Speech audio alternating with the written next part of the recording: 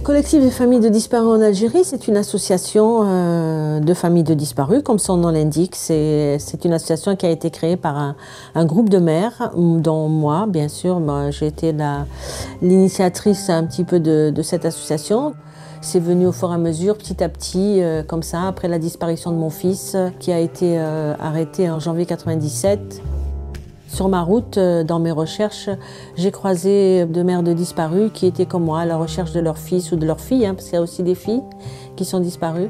On a constitué des dossiers et on a commencé à travailler avec le groupe de travail sur les disparitions forcées des Nations Unies. En 1999, nous avons décidé de créer l'association pour pouvoir agir en toute autonomie.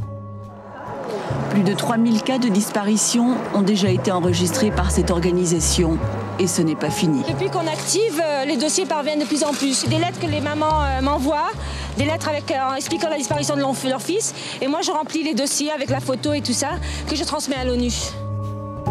Pour ma part, j'ai recueilli énormément de témoignages de torture. Tout le monde était suspecté d'être complice des groupes armés, mais tout corps confondu de l'État ont pu, dans les années 90, arrêter des personnes et ils les ont fait disparaître.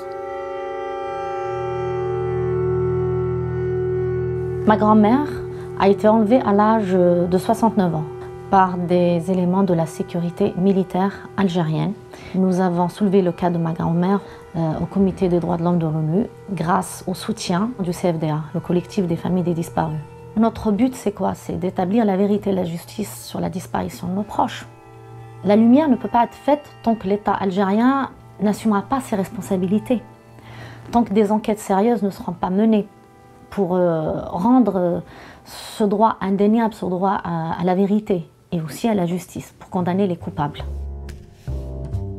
On peut dire que c'est grâce au travail du collectif et la mobilisation des familles de disparus qu'on a réussi pas seulement à arracher des chiffres, mais on a réussi à arracher une reconnaissance des Nations Unies aussi. Vous savez que le groupe de travail sur les disparitions forcées a plus de 3000 dossiers que nous avons transmis.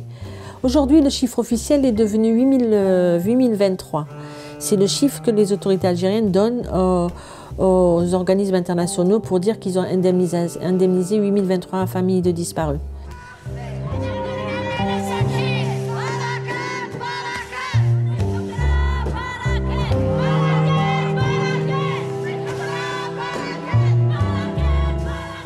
Et tous les mercredis depuis 1998, il y a ce qu'on a appelé le rassemblement des familles de disparus.